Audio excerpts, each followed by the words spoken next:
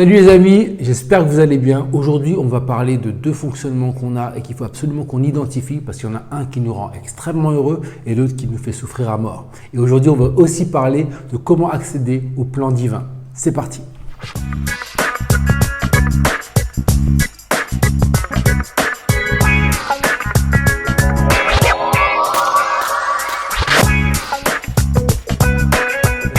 Aujourd'hui, on va parler de quelque chose de super important pour votre évolution personnelle. En tout cas, que moi, je pense qui est super important et je pense qu'aujourd'hui, vous allez apprendre quelque chose, que ça va vraiment vous donner des pistes qui vont vous aider sur votre cheminement. Alors, là, aujourd'hui, on va parler de deux fonctionnements qui sont très opposés, que tout le monde a. Donc, on a soit l'un, soit l'autre. Soit on fonctionne totalement dans l'un, soit on fonctionne totalement dans l'autre, ou soit on oscille entre les deux.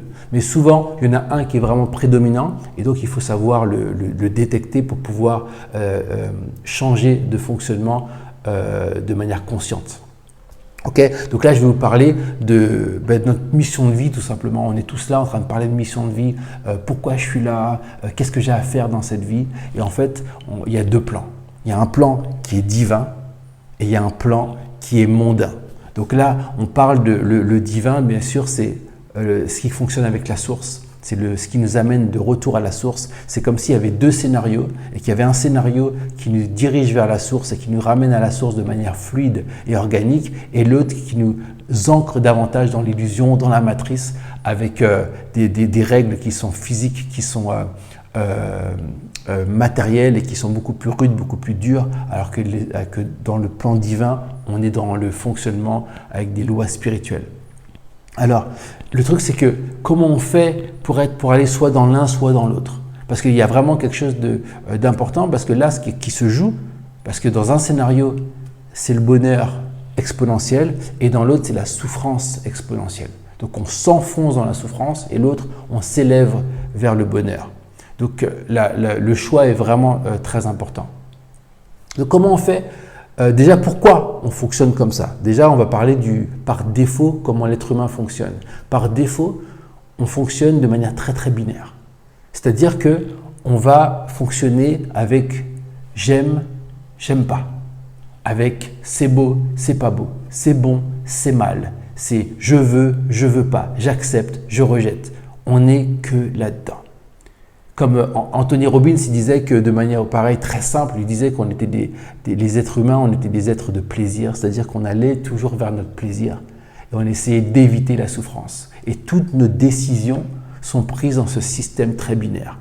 Souffrance, plaisir, plaisir, souffrance. Et du coup, ça nous empêche quelque part d'utiliser réellement notre libre arbitre. Parce qu'on a l'impression, notre ego veut se dire, bien sûr que je fais mes choix. C'est moi qui décide. En réalité, non. C'est pas toi qui décide. C'est le corps là qui décide parce que c'est la notion de plaisir ou de douleur qui va prendre les choix pour toi. Et du coup, ça évite d'écouter la vraie voix, la voix qui est importante, la voix divine qui nous permet de nous guider là où on doit aller pour apprendre les leçons et pour accéder à la vie la plus fluide possible et la plus élévatrice possible. Mais pour ça, il faut sortir de ce système, il faut le vouloir. Il faut comprendre aussi comment ça fonctionne pour le vouloir. Et donc, parce que d'abord, l'ego, il faut le mettre de côté, donc il faut lui donner son côté agréable. Donc, il faut lui dire, qu'est-ce que tu as à tirer de tout ça? Et donc, je vais répondre à cette question. Là, je viens d'y répondre en partie dans le sens où on accède au divin, mais aussi voir qu'on a besoin de se laisser guider. On a besoin de se laisser guider par le divin plutôt que de se faire guider par l'ego. Et quand on se fait guider par le divin, notre choix va être beaucoup plus inspiré. C'est-à-dire que par exemple, vous avez peut-être l'habitude quand vous voyez un chien, je ne sais pas, vous avez peut-être une phobie des chiens, moi c'était mon cas pendant très longtemps où j'avais une phobie des chiens, donc dès que je voyais un chien, je mettais dans ma tête, c'est dangereux, souffrance. Donc si je voyais un chien sur mon chemin, je m'écartais systématiquement. Il n'y avait pas d'autre réflexion autour de ça, c'est un chien, c'est dangereux, je m'écarte, je fais attention à moi. Alors que quand on travaille avec le divin, cette notion-là change. C'est-à-dire qu'on a accès à la vérité du moment. C'est-à-dire que là, maintenant, tout de suite, tu vas savoir ce que tu dois faire. Et intérieurement parlant, aujourd'hui, je peux voir un pitbull. Si à l'intérieur de moi, dans le calme de ce que je suis, J'entends ma petite voix qui me dit « c'est bon, tu peux y aller ». J'y vais. Si elle me dit « tourne à gauche, tourne à droite », j'y vais. Mais ce qui est intéressant, c'est que dans son fonctionnement, c'est jamais la peur qui nous envahit, c'est toujours quelque chose de très doux, de très positif qui va nous guider et on va faire à droite, on va faire à gauche et on va éviter justement tous les problèmes qu'on pourrait anticiper. Mais par contre, des fois, pourquoi en fait c'est important de pouvoir passer là où on pensait qu'il y avait un danger, pouvoir passer au travers, c'est parce que peut-être que derrière, il y a quelque chose pour nous et qu'on ne le sait pas. Et parce qu'en fait, on anticipe avec l'ego, parce qu'on estime que ça va être désagréable, on n'y va pas du tout. Mais c'est en allant au travers qu'on a accès à l'inconnu.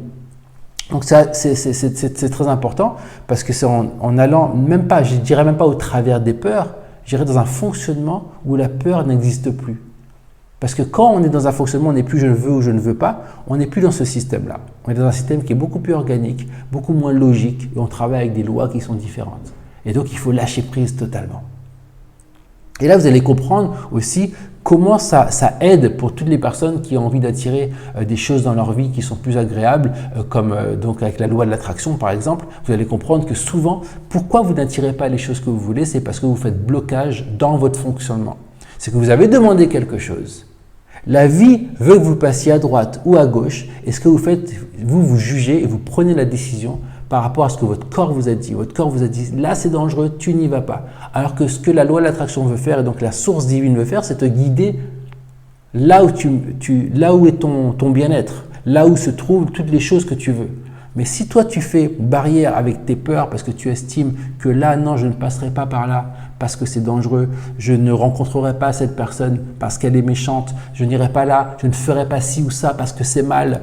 Toutes ces choses-là font qu'on fait barrière et on ne passe pas.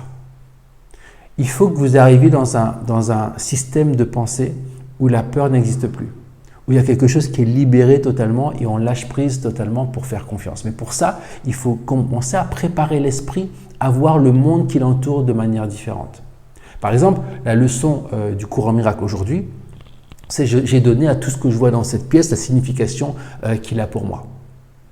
Et donc, ça veut dire que chaque chose que l'on voit n'a aucune signification qui est intrinsèque à elle-même. C'est-à-dire que c'est nous-mêmes qui lui donnons la signification, c'est nous-mêmes qui lui donnons l'importance. Et du coup, c'est l'importance qu'on donne à ces choses qui prend des décisions pour nous. Parce que si on les voyait de manière neutre, comme ce chien par exemple, si j'avais continué à voir les chiens de manière binaire, c'est dangereux, ça va me faire du mal, j'évite, je ne prends plus les décisions pour moi-même. Je ne laisse plus en tout cas, j'ai plus cette connexion avec la source qui me dit quoi faire. Donc alors que maintenant, comme j'ai mon regard neutre sur les chiens en règle générale, ça me permet d'être toujours en contact, connecté à la source et au plan divin. Mais pour ça, il faut faire ce travail, de commencer à faire ce travail autour de vous, de regarder les choses autour de vous et vous dire, mais en fait, ça n'a pas d'importance. Ça n'a aucune valeur intrinsèque. Il n'y en a pas. Et du coup, ça vous permet d'être moins discriminatif, en fait, sur, ça se dit, oui, je crois, discriminatif sur, sur vos choix, en fait. Ils sont beaucoup plus guidés. Moi, il y avait une chose ce concept, moi, à l'époque, ça m'a vraiment outré, quoi, parce que je me disais, mais comment ça, rien n'a de valeur? Si rien n'a de valeur, ça veut dire que rien n'a de saveur. J'étais tombé j'étais chez une amie il y a très longtemps de ça, en 2007, 2008, j'étais chez une amie à Londres et il y avait ce panneau chez elle et c'était écrit « Nothing matters ». Rien n'a d'importance. Ça m'a outré, je me suis dit « mais comment ça, rien n'a d'importance? Il y a bien des choses qui ont de l'importance quand même ». Et elle, très sereinement, me dit « mais non, ça n'a pas d'importance ». Et c'est sa sérénité qui m'a vraiment remis en question. Je me suis dit « il faut que je comprenne cette phrase un jour ». Et aujourd'hui, je la comprends. Et effectivement, rien n'a d'importance. Et pourquoi c'est important justement de le voir que ça n'a pas d'importance? C'est que lorsqu'on met la valeur à l'extérieur des choses, on ne reconnaît pas en fait le monde tel qu'il est. Et on ne se reconnaît pas tel que nous sommes. Ça, c'est des choses dont je vais parler dans les prochaines vidéos. C'est que ce monde-là, c'est un symbole. C'est un symbole de la fausse croyance que nous sommes séparés de la source divine. Et la source divine essaie de nous ramener notre conscience à la réalisation qu'on est toujours avec elle. Et donc, chaque chose que l'on voit, ce sont des symboles. Quand on commence à se détacher des symboles que l'on voit, ça nous ramène petit à petit à ce que l'on est vraiment, à notre valeur intrinsèque qui est tellement plus grande que ce que l'on pense. Et donc, les choses que l'on voit, même si on leur donne beaucoup de valeur, en réalité, la valeur qui se trouve à l'intérieur de nous est immense. Et si vous aviez conscience de ça aujourd'hui, je vous promets qu'on n'aurait même pas cette discussion. Que le choix serait vite fait, en fait. C'est parce que pour le moment, nous n'avons pas réellement conscience de la grandeur qu'il y a à l'intérieur de nous. De ce qu'on est, en fait. Même pas à l'intérieur de nous, de ce qu'on est, en fait. Et ça, c'est important. Parce que lorsqu'on met la valeur à l'extérieur, on estime que nous n'avons pas de valeur. Ce n'est pas possible en fait de croire que quelque chose a de la valeur à l'extérieur et s'estimer de manière juste. Et ça, encore une fois, c'est très important pour la loi de l'attraction. Parce que on vous dit effectivement qu'il faut savoir penser et accorder notre pensée à l'objet qu'on veut, mais le rapport qu'on a avec cet objet est très important. Parce que si on estime que l'objet à l'extérieur a de la valeur, et ça veut dire que nous, on estime qu'on n'en a pas. On estime qu'un objet extérieur, quel qu'il soit, a cette puissance, tellement une puissance, qu'il peut nous compléter. Or, ce n'est pas possible puisque ce qu'on est totalement complet.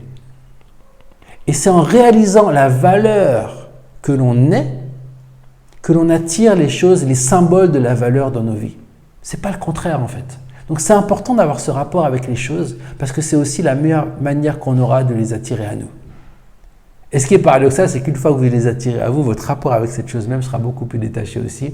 Et donc aussi, les choses que vous voulez vont commencer à s'équilibrer parce que votre vision va se purifier. Et les choses que vous voulez, celles dont vous avez vraiment besoin pour vivre cette vie, vous le saurez et ça va s'affiner avec le temps. Plus votre conscience va se purifier, plus votre vision va se purifier avec. Voilà. Donc il y a tellement de choses à dire sur le sujet.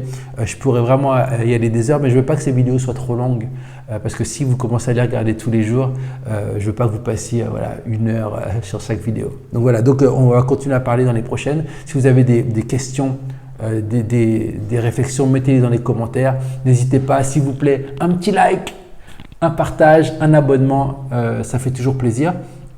Et si vous voulez rejoindre le groupe Facebook, voir mes autres services, me contacter pour un accompagnement, c'est toujours possible. Regardez dans la description, il y a toutes les infos. Voilà. Allez, à très vite.